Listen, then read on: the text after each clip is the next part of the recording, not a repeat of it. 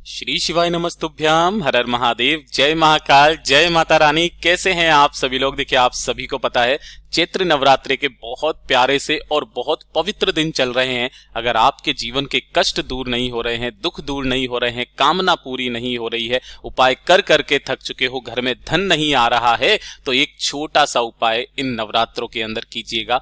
एक पान के पत्ते से आपको ये उपाय करना है और आपके जीवन के जितने कष्ट होंगे, दुख होंगे, वो सभी खत्म जरूर होंगे।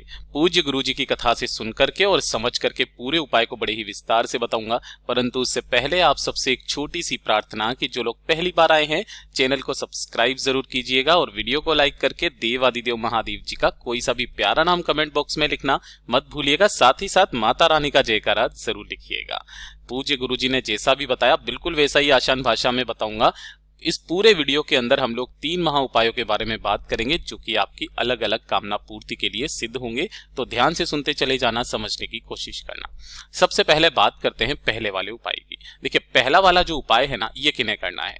अगर आपके घर में लड़ाई झगड़े बहुत ज्यादा होते हैं। अब लड़ाई झगड़े भी बहुत तरीके के होते हैं। किस किस तरीके के? देखिए, एक तो लड़ाई झगड़ा जो पति पत्नी के बीच में होता है कि अगर पति पत्नी के बीच में बिल्कुल की सामंजस्य नहीं बैठ रहा है, छोटी छोटी सी बातों पे क्लेश हो रहा है, तलाक तक बात पहुंच चुकी है, बहुत ज्यादा दुख तकलीफ कष्ट जीवन में चल रहा है, दोनों के बीच का प्यार खत्म हो गया है ना, तब उनको कैसे करना है। और दूसरा जो लड़ाई झगड़ा बताया कि अगर कोई पारिवारिक विवाद हो रहा है, जैसे भाई भाई के बीच में नहीं बनता है, जमीन जायदाद को लेकर के किसी भी तरीके की कोई लड़ाई झगड़ा सास बहू के बीच में नहीं बन रही है, परिवार में लड़ाई का माहौल है, तब उनको कैसे करना है। पहला वाला जो ये जो पति पत्नी वाला जो उपाय होता है ना, ये उन दोनों के बीच में प्रेम रस को बढ़ाने वाला उपाय होता है ना। तो सबसे पहले बात करते हैं पारिवारिक लड़ाइयों को किस तरीके से खत्म किया जाए। पूज्य गुरुजी हमेशा कहते हैं कि जब भी पारिवारिक लड़ाई की बात आ जाए तो वहां पर दही का प्रयोग किया जाता है। ये जो दही होता है ना, इसका एक इतना सा छोटा सा भाग भी है ना, पूरे के पूरे दूध को जमा देता है। ये आपके पूरे परिवार को जमा करके रखता है। करना कैसे है? आपको थोड़ा सा लेना होगा दही। कोशिश करना गाय माता के दूध का दही मिल जाए तो बहुत अच्छी बात है। और 1 लोटा शुद्ध जल अपने घर का ले लेना। केवल ये 2 चीजें लेनी है। चले जाना शिवलिंग के पास में, उत्तर दिशा नॉर्थ डायरेक्शन की तरफ मुंह करके खड़े हो जाना। ठीक है, सबसे पहले आपको करना क्या है, पूरी शिवलिंग को अच्छे से साफ करना है। जो भी चढ़ा हुआ है उन्हें हटा देना है।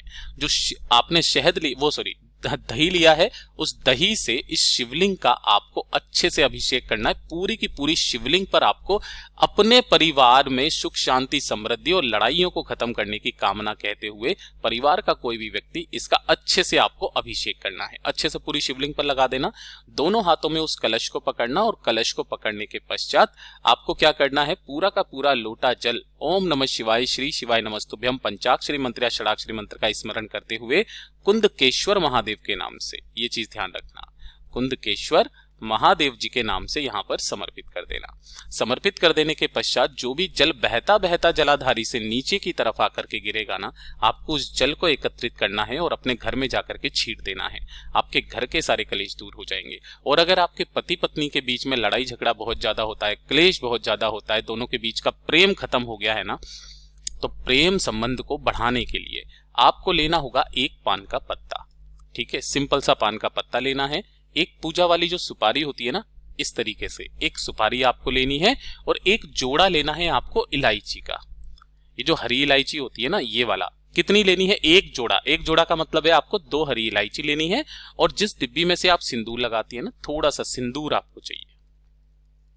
ठीक है, ये सारी चीजें लेना। साथ ही साथ एक दीपक आपको तैयार करना होगा। जो दीपक आप तैयार करोगे, ये कैसी होनी चाहिए? लंबी बाती का दीपक होना चाहिए। ये चीज ध्यान रखना।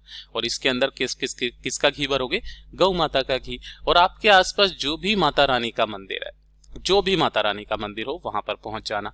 वहां जाने के पश्चात आपको सबसे पहले इस एक लंबी बाती के दीपक को प्रज्वलित करना है, यहां पर जला देना। और इस बत्ती का मुख रखना है आपको उत्तर दिशा की तरफ। ये चीज ध्यान रखना।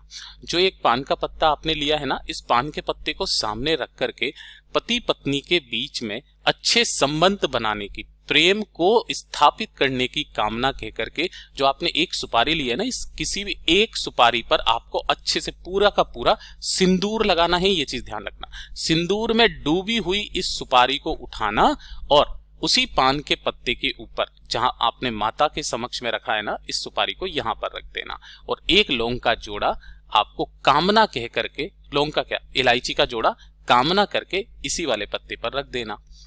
माता से विनती करना कि हम दोनों के बीच में लड़ाई झगड़े क्लेश बहुत ज्यादा होते हैं, बहुत ज्यादा तकलीफ है, प्रेम नहीं है, प्रेम खत्म हो चुका है, हम दोनों के बीच में प्रेम को स्थापित करें। ऐसी कामना करके वापस चले आ जाइएगा। उसी दिन से आपके घर में प्रेम रस बहने लगेगा। पूज्य गुरु जी का बहुत अद्भुत और अचूक उपाय है, जरूर कीजिएगा। बात कर लेते हैं अब दूसरे वाले उपाय की।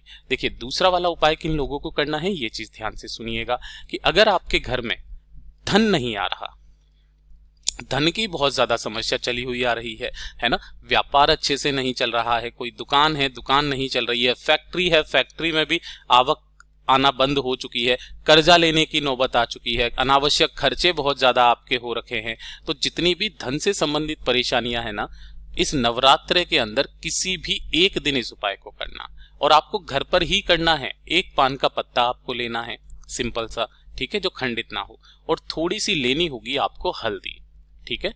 एक तो पान का पत्ता आपने ले लिया, थोड़ी सी जो हल्दी लोगे ना, वो हल्दी कौन सी लोगे, ये वाली पिसी हुई हल्दी, ठीक है।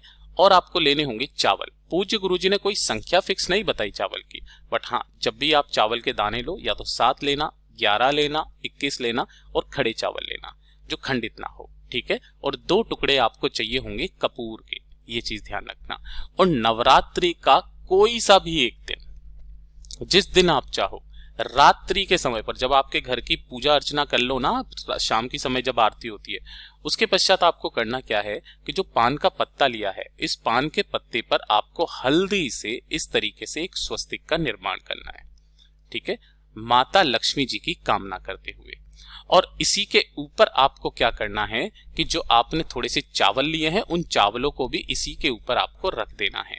चावलों को इसी के ऊपर रख करके 2 कपूर के टुकड़े इसके ऊपर रखना, और इसे किसी भी एक प्लेट में या मिट्टी के बर्तन में आपको ले लेना है। इसी के अंदर कपूर को आपको जला करके, और आपको क्या करना है, आपके घर के जितने भी कमरे हैं, उन सभी कमरों में इस कपूर का धुआं लगाना है, माता लक्ष्मी की कामना करते हुए कि हे माता, मेरे घर में निवास करो, मेरे घर में धन की बहुत ज्यादा कमी है, आपकी कृपा चाहिए। जैसी आपको विनती करनी है, कामना करनी है, कामना कर देना। जो नवरात्रि के दिन, जितनी नवरात्रि के रातों में आप कर सको, उतनी नवरात्र की रातों में करना, आपके घर में धन की आवक होना स्टार्ट हो जाएगी। पूज्य गुरु जी का बहुत अद्भुत और अचूक उपाय है, जरूर कीजिएगा। बात कर लेते हैं आज के इस वीडियो की आखिरी और तीसरे वाले उपाय की। ये जो तीसरा वाला उपाय है ना, किन्हें करना है, ये चीज ध्यान से सुनिएगा।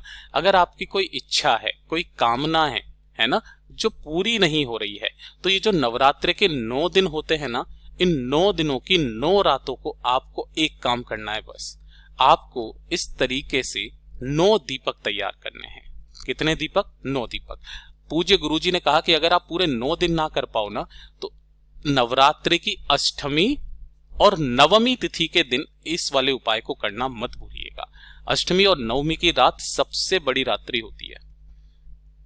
9 दीपक तैयार करने हैं। सारे के सारे दीपक कैसे होंगे, ध्यान रखना, लंबी बाती के, और इसके अंदर लगाओगे, इसके अंदर जो भरोगे वो भरोगे गाय का घी, गाय का घी। इस तरीके से 9 दीपक आपको तैयार करने हैं।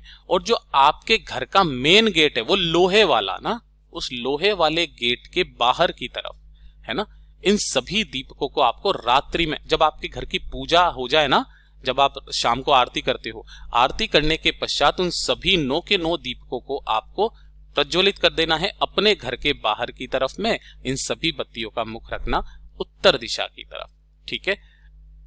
या तो पूरे 9 दिन कर लो, अगर 9 दिन ना कर पाओ तो अष्टमी और नवमी तिथि के दिन अपनी कामना कह करके इन 9 दीपक को अपनी घर की दहलीज पर लगा करके देखिएगा, आपके घर में धन भी आएगा, आपके घर में माता सिद्धिदात्री भी प्रवेश करेगी, घर के सारे क्लेश दूर करेगी, धन भी आने लगेगा, सारी बीमारियां खत्म हो जाएगी। पूज्य गुरु जी का इतना अद्भुत और अचूक उपाय है ये। जैसा गुरुदेव ने बताया वैसा आसान भाषा में आपको बताने का संपूर्ण प्रयास किया। वीडियो अगर पसंद आया हो तो लाइक जरूर करना, साथ ही साथ चैनल को सब्सक्राइब जरूर कीजिएगा। मैं आपसे मिलता हूँ अगले वीडियो में, तब तक के लिए ओम नमः शिवाय, जय महाकाल।